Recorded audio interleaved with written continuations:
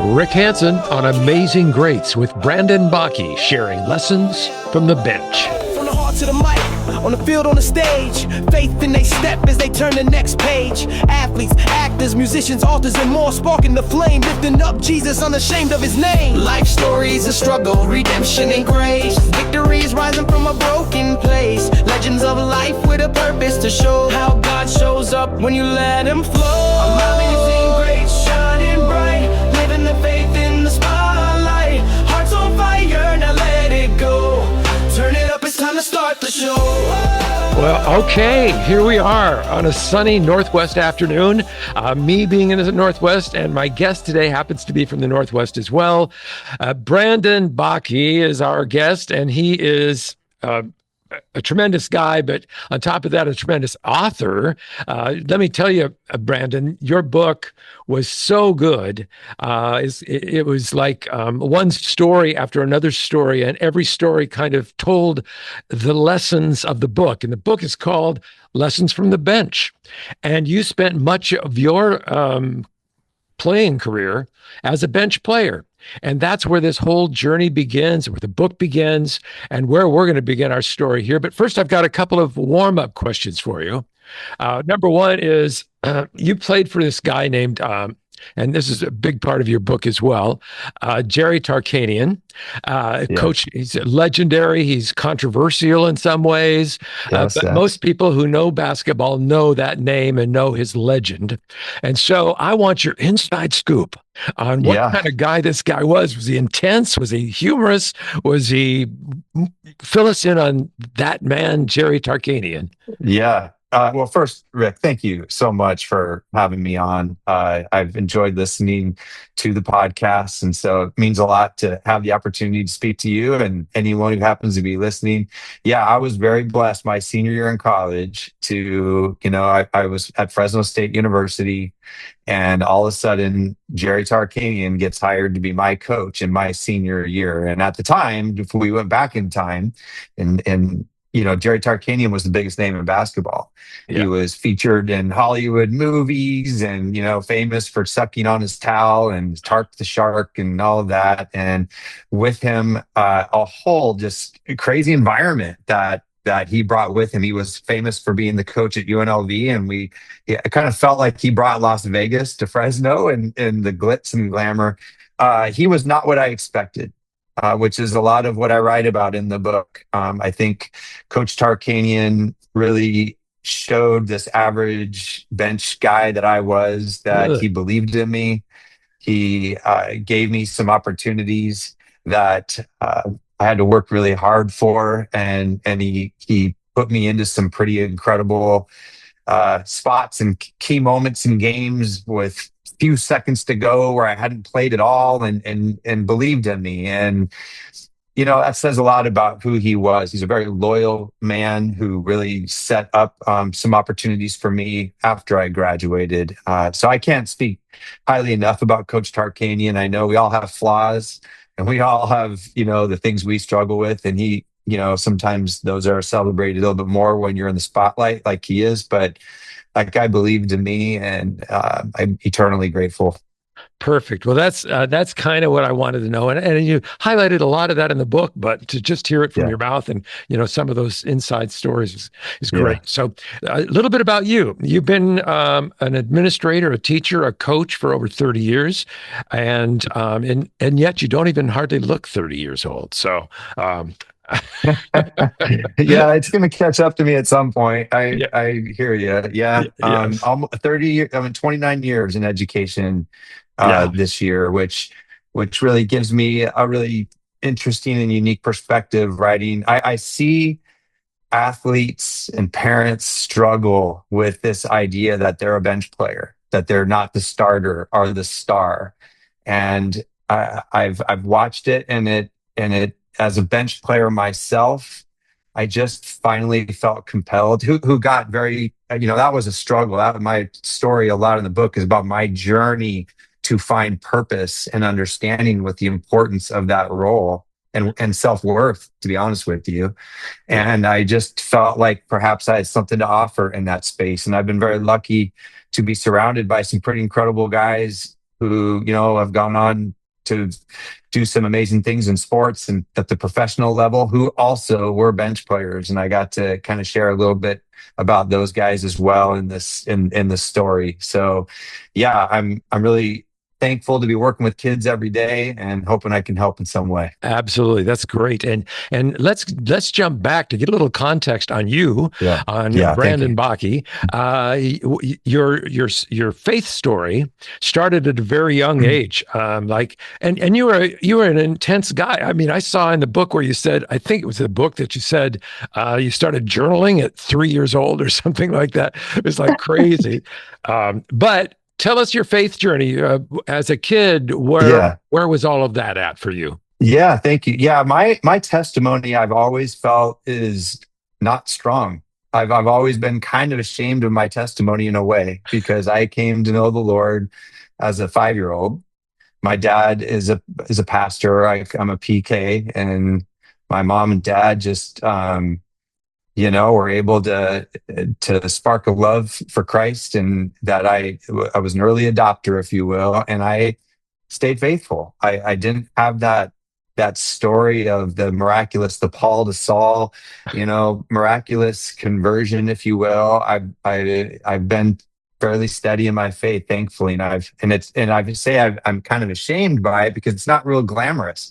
I envied sometimes people that could tell those really incredible conversion stories, if you will, where their life was so dramatically changed, and mine has not been that. I've learned, and I get encouraged by some of those people that my testimony is an important one, especially for parents who are trying to raise their kids in the faith, and hoping that maybe I can be encouraged to some of those folks. Sure. Yeah, and I love those stories too because I get them on this podcast all the time. And those amazing Yeah. moments and people where they made the flip, and it's incredible. That's not my story either, but my story's not yours either, Uh-huh. because I was I really came to faith about 10, 12 years ago, but it wasn't in any miraculous, opening of the sky and this amazing thing. So I kind of had the same story. It's just kind of like I got the bug, started digging a little deeper. I'm kind of a skeptic kind of guy and needed proof. So I was looking for all. Sure.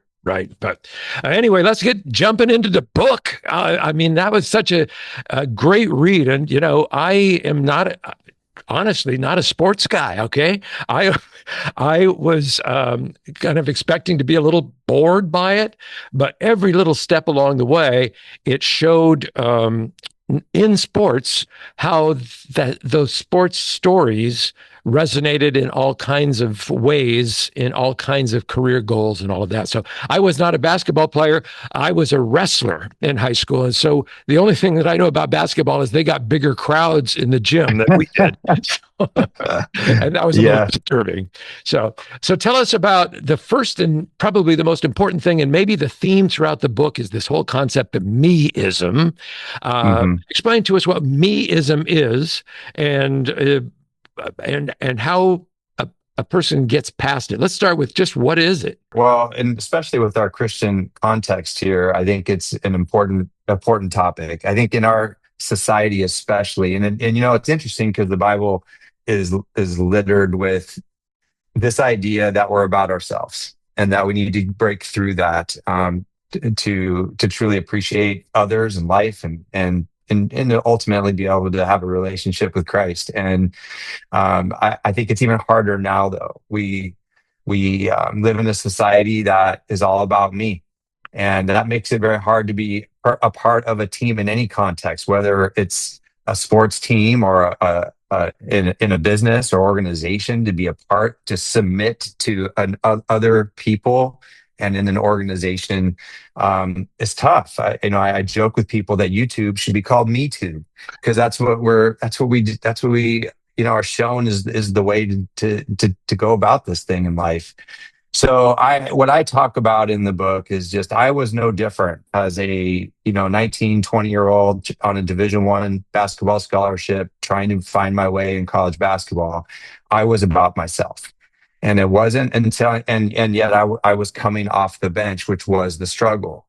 And it wasn't until I was able to break through that, where I could, we talk about like the we before the me. That's a old trope in athletics, but it's true. Until I was able to understand that this was really about the team, and I wasn't able to find a way that I could help us be successful. Because that's really what the book's about, Rick. It's about how bench players help teams win. And I needed to know that because I wanted to be important. I wanted to feel like I had value. And so, yeah, you can't find, and my contention is you really can't find your role in helping the team be successful until you overcome me-ism. And as a young man and a Christian young man, were there prayers that make me Yeah. a starter? Dear God, why am I on Ah, the bench? no, not. I can honestly tell you, no, Rick. I think my dad I shared was a pastor, and he really ingrained in me that I needed to play with purpose. That I had and he had me identify that, and my purpose was to make a positive impact on the community and the people in the athletic department, but most importantly, my teammates. And when I was initially struggling, not getting the playing time I wanted, or not hearing my name, over the getting announced for making the big shots or whatever in those early years, I had to get grounded back to my purpose. Like, why was I there? And I had kind of an awakening, to be honest with you. I was confronted by our athletic trainer of all people, who was like, your attitude is terrible. We thought you were going to be about the team and you're not. And it was his challenge. His name was Ed Ferreira, that really opened my eyes to who I really was at the time. And it's not who I wanted to be. Yeah. And I love that story when I read it in the book about him. And he's a trainer, but he made the impact on you. And there's maybe a bit of your aha moment is to kind of come around and take, remove that me-ism about yourself. But me-ism has not been helped at all by the change in the rules of the NCAA in July of 2021, when they Hmm.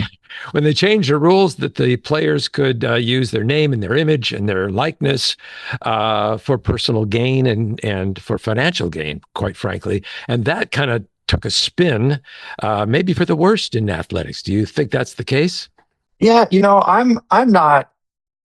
I certainly don't like college athletics right now, to be honest with you, which hurts me to say. I also think that athletes should be allowed to um, benefit from their name and image and likeness. I remember, when I was in college, Rick, I would go around. I was speaking a lot at churches and FCA huddles, and trying to do some good. And any other student at Fresno State could have got paid to do that. I could not, because I was an athlete. And that kind of double standard sometimes is what I think has led to where we're at now. That said, where I do think it has caused a whole heck of a problem is it throws that spotlight back on, this is all about me. Yeah. And so how hard is it to build a team where everybody can embrace their role, bench players alike? If the next year I'm moving on to another school where I can get paid, or I can be the star, if you will. So that makes it really hard.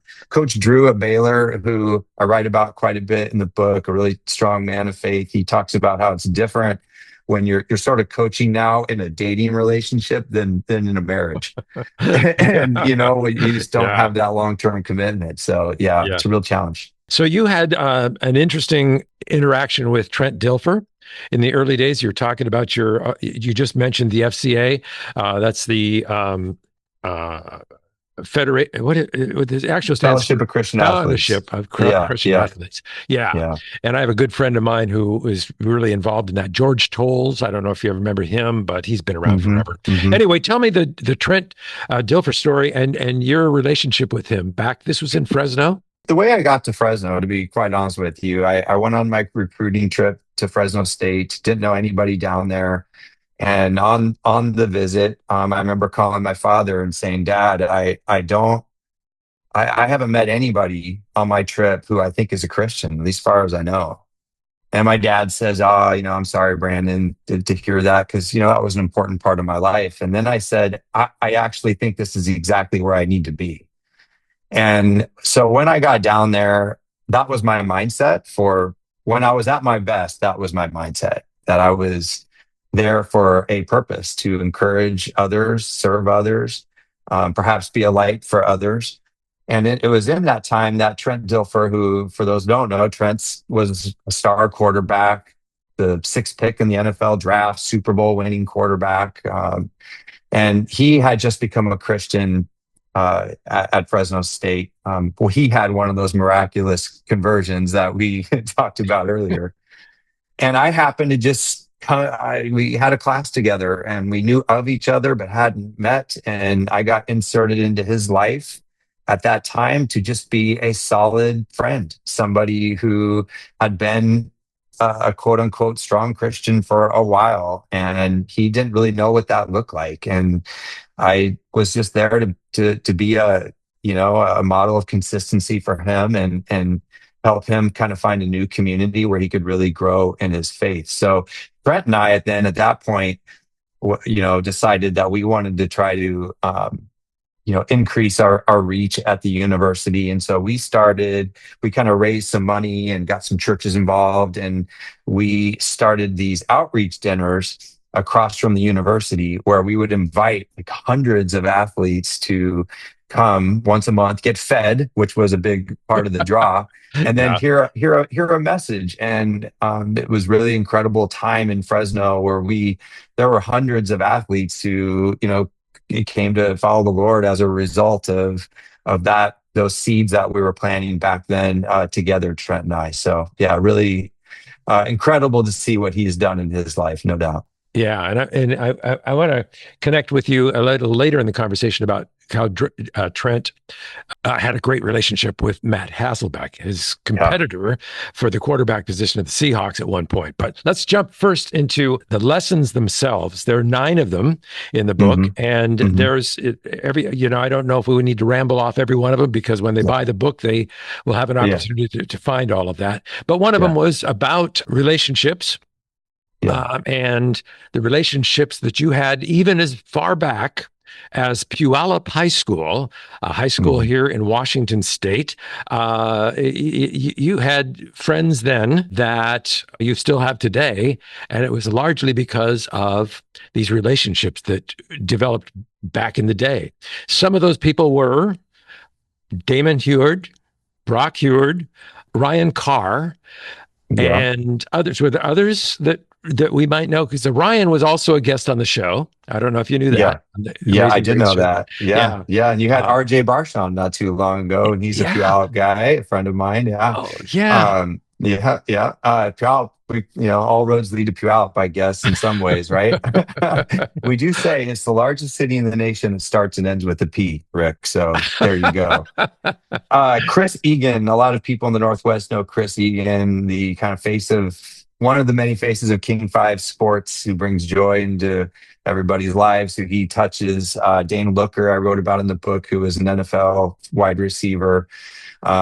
He hails from Puyallup as well, and all of these guys have in common the premise behind the book. They all were bench players. In fact, I kind of start the book, Rick, with all of us have been bench players in some context in our life, and those guys, were very visibly bench players, and I get to share kind of those behind the scenes stories of how they navigated that, and just made a big difference in the teams and organizations they were serving.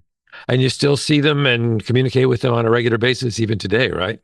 Yeah, well, Brock, as you know, Brock wrote the foreword for the book, Yeah. and I was telling you, Rick, before we went live here, that Brock, his episode on your show really is a companion piece to this one, because my senior year, I actually moved to Puyallup. Bethany Baptist Church was the local church here in Puyallup, and they had been courting my dad, Lowell Bakke is his name, to come be their pastor. And he said no, like multiple times, and they wouldn't give up. And And he finally was like, maybe I need to listen to where, they feel God's leading them. So he came out, and sure enough, he decides to move our family out our senior year. And when we moved out, I got inserted into the life of Damon Heward.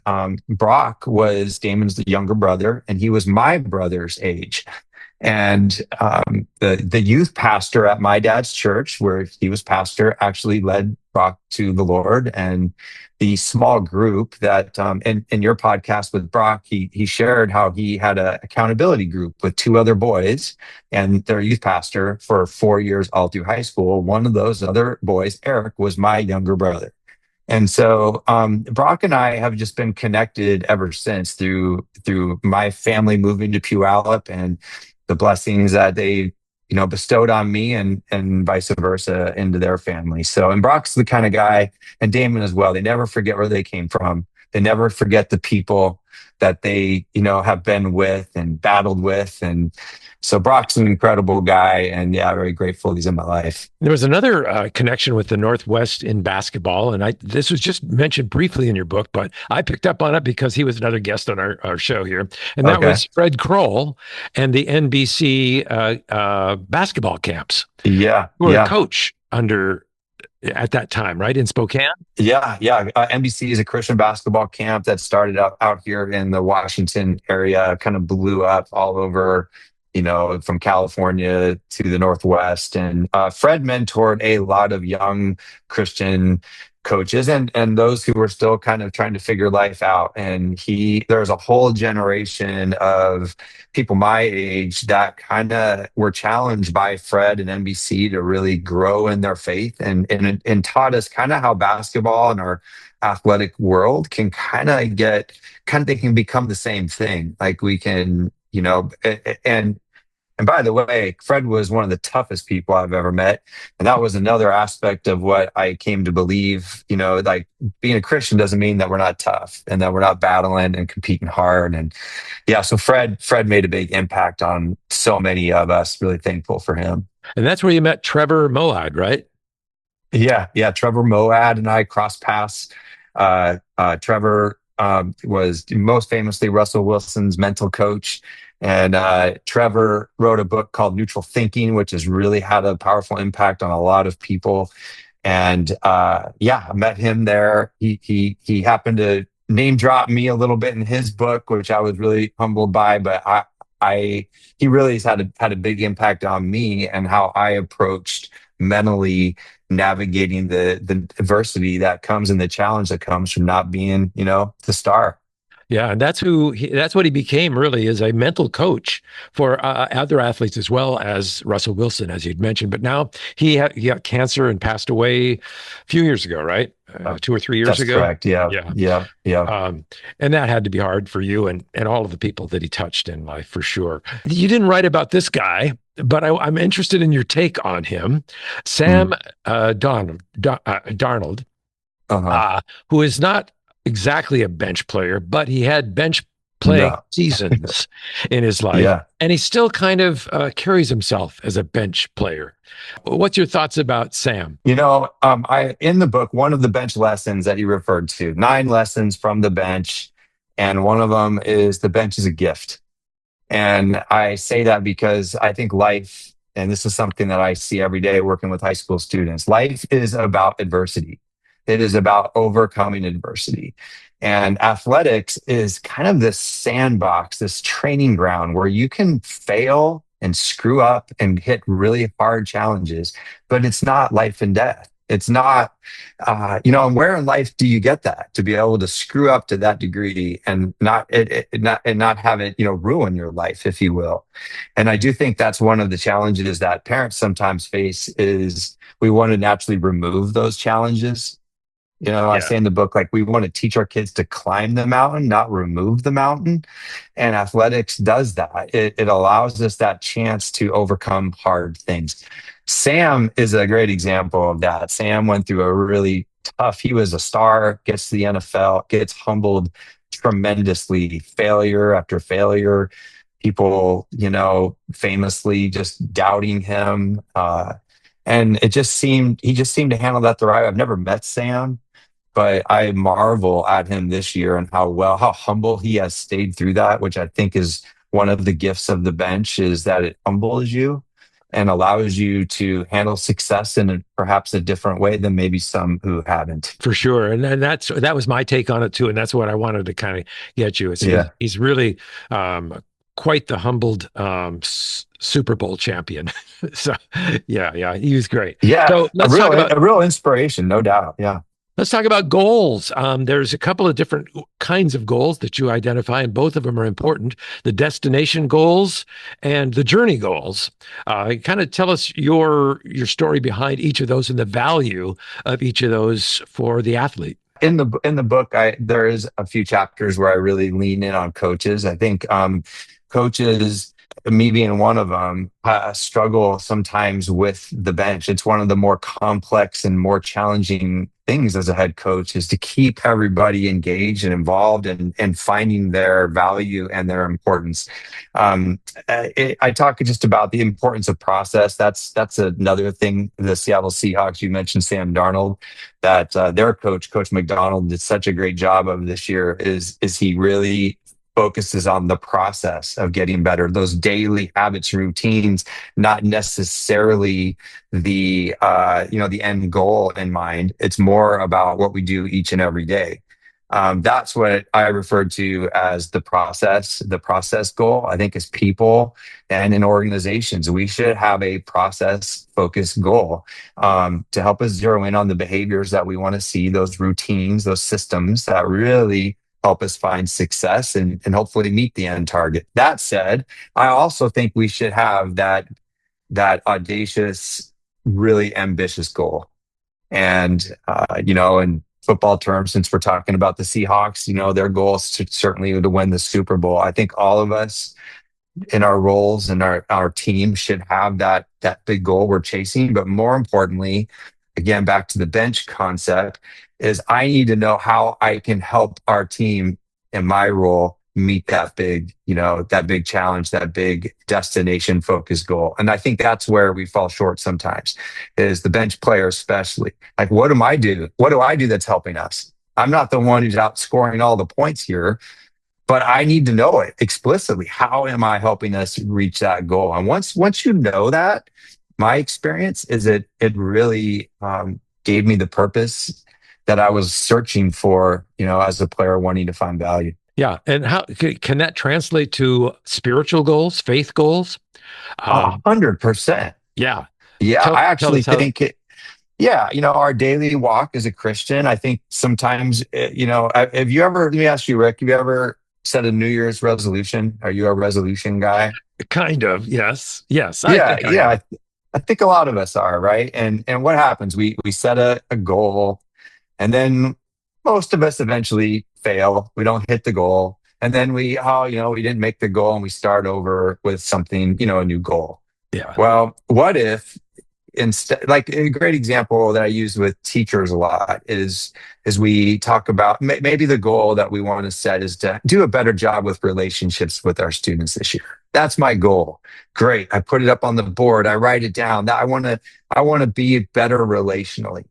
But what if instead of, focusing that much on the goal, we focus more on the process? What am I going to do each day to help me improve my relationships with my students? And in our faith, it's the same way. What am I doing each day to work on my relationship with Christ? I think focusing more on the process has a direct connection to what it means to be walking with the Lord. And I think when I've struggled in my life, I think that's why I've lost sight of the process and need to get re-grounded back into those daily behaviors. Is there a way to calculate the daily progress? I mean, is there a way to say, if I do this, this, and this today, then I've made progress, or is it more vague than that? I'm guessing so. Yeah. If I say my prayers this morning and then do blessings over each meal, is that a process goal or is, yeah? No, I mean, no? I think no, I don't think Christianity is a formula. I think sometimes as parents, we struggle with that. Like, we're kind of taught sometimes in Christian circles that A plus B equals C. If I do this with my child, then they're going to end up like this. And, unfortunately, that's not how it works. Like the Bible is filled with stories of failure and struggle, and it's not a perfect. My dad always says that God works in the and he doesn't work in the perfection, that he's working in the chaos. And I think that, but I do think, the more that we are interfacing with God each day, sure, we're going to see, fruit of that, no doubt. But I don't think it's a formula. I don't think, if you miss a prayer at the meal, like, I think we're okay. But I do think daily habits and routines, time with the Lord. I have a thing in my life. Every day I cross the Narrows Bridge. I've made a point when I hit that bridge every day, whoever's on my mind, I'm going to pray for. So I try to put, those, when this happens, then I'm going to do this, to have it trigger in my mind so that it's always on the front of my mind. And that's hard to do when, the rest of life starts to overwhelm us. Well, and I got to ask, are you still journaling after being a early journaler? Is that a part of your routine? I think that's another process for sure that we talked about. Yeah, I've had great seasons of life where I've journaled. Admittedly, right now I am not in one of them, but all through college, yeah, certainly. For much of you mentioned my youth, like I had a pretty great teacher who kind of like had us journaling every day. And what a gift to be able to go back and look at some of those things and be reminded of who you were, and sometimes be confronted with, did who I want to be, is that who I am right now? So yeah, super healthy process. Yeah, there's a pastor that I kind of follow. He does a lot of YouTube stuff, and he John Mark Comer. I don't know if you've heard of him, but he has his book is called Practicing the Way, and then as a part of that, he calls it spiritual disciplines, and those are the disciplines that you kind of track, if you will, on a daily basis. And they might be and they're not, like you say, it's not as regimented as how many times I'm going to run laps, or some kind of more calculatable endeavor. But it is, it's helped me because I can lose sight too. I can go days without, unless I kind of just bring myself to, what are my disciplines? What am I doing today? Right. So that's cool. Thank you for, tracking that in terms of spirituality. That's great. Yeah. So you have been working with young people for decades, and I'm really curious, and I ask people who have had that opportunity and that challenge, what their thoughts about young people today. Are you sensing that there's with the Gen Zs, that there is spirituality that's growing, or not necessarily, or do you see that floating away and not being a good and a decent part of somebody's life these days? Yeah. I think it's a really difficult time to be growing up. I think this generation gets a bad rap sometimes. I have seen some of the most incredible selfless acts by young people over the last 10 years that are truly inspiring to me. I also think students now, like when you and I were growing up, we did not have social media. I've got a chance to speak to educators all over the country the last 3 years, and I've asked every one of them who are in a kind of our age group who didn't have social media, how many of you wished you would have had social media when you were growing up? And I have yet to find one single person who says yes. And that's what our kids are dealing with, and all that comes with that, which is directly related to the mental health crisis that so many kids are dealing with. So I do think that across the country, more and more kids are kind of turning to find a solution to that in their lives. I do think that there's a kind of a spiritual awakening happening with that generation right now. Yeah. Do you have an opportunity to? I know that given the role that you have, you're not, supposed to bring your religion into the school. But Yeah, right. do you have a sense for Young Life's impact on your students or any of the youth Yeah, organizations? Rick, my grandfather, when I was a kid, he told me once, he said, Brandon, the greatest thing that you could ever say to anybody about God is to not have to say anything at all. And yeah, I work in the public schools. I don't talk about my faith. In fact, my book is not a quote unquote Christian book, because I've always wanted my faith to be just lived out in my actions and how I treat people. Hopefully, they feel loved and cared about, and that my actions can be my testimony, if you will. And so that's been my approach in the public school. I do see just great community work happening, and there's just a lot of incredible organizations, adults and churches, and peers. They just seem to be very open to what's going on in each other's lives, which Yeah. is fun to watch. Yeah, I've had an opportunity to connect with Dan Brown, who at your school, who heads up a thing called Interact, which is Mhm. students who go out in the community and do good things, Mhm. basically. And I Mhm. walked into his class one time. I do a thing called Night to Shine here in Gig Harbor, and I walked into his class to tell them about this. It's an early morning class. It's before class. It's a I guess more of a club, but Yeah. I was amazed. This big art room is filled to standing room only with these kids who are there ready to do something for their community and rather to be a part of involved in good things that are Yeah. going on there. So I was impressed with that. And that was my sense too, but I'm not around them like you are. That's why I wanted to. Yeah, there's a lot of kids that have a lot of challenges, and we've that's no different really than it's been for the last 30 years that I've been doing this. That said, I've seen so many just feats of brilliance and selflessness, as I said a second ago, where kids are going out and helping others, a heart for helping others.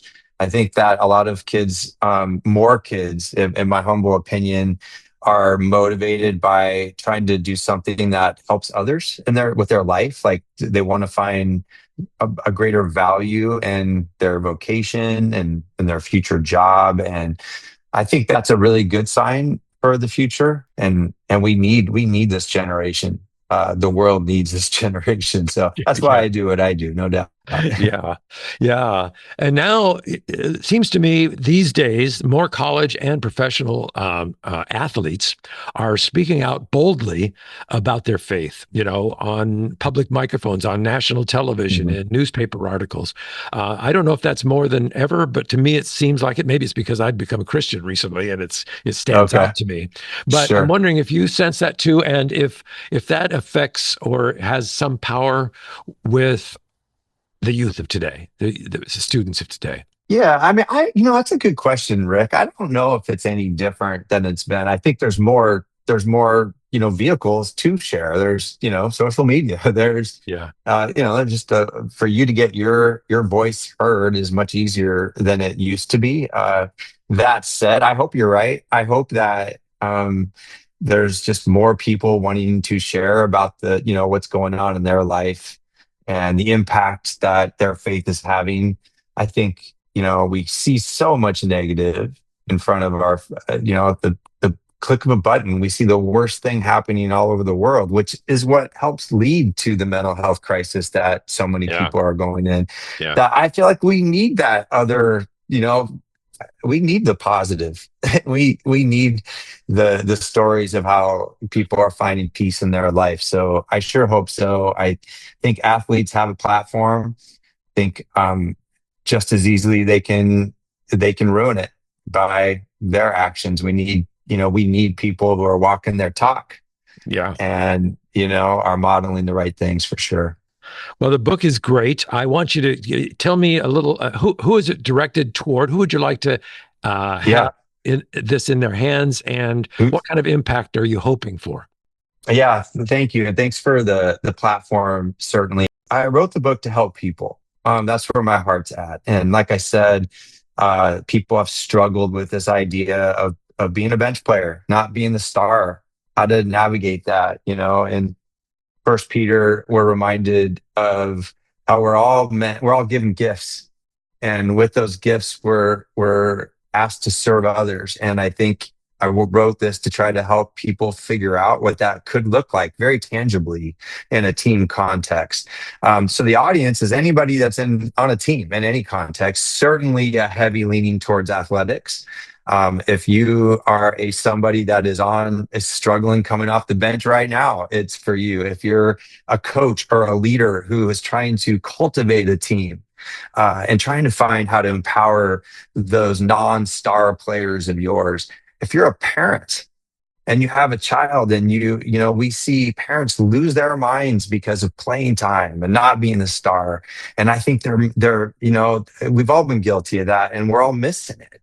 Because we're removing the mountain and not teaching our kids to climb it. And there is such a gift that comes from adversity and from getting rid of the me and embracing the we.